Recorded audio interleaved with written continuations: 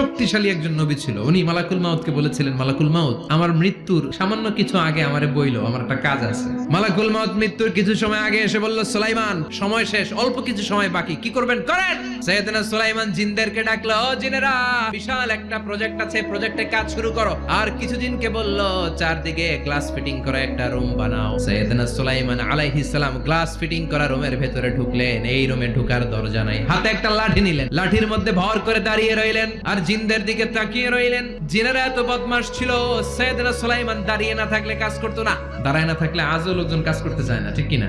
সুলাইমান আলাইহিস সালাম লাঠির মধ্যে ভর দিয়ে দাঁড়িয়ে রইলেন আর বললেন, কাজ করো। জিনেরাও কাজ শুরু করলো। ওদিকে মালাকুল মাউত এসে বলো, সুলাইমান, সময় তো শেষ। সুলাইমান বলে, সমস্যা নাই, রূহ কবজ করো।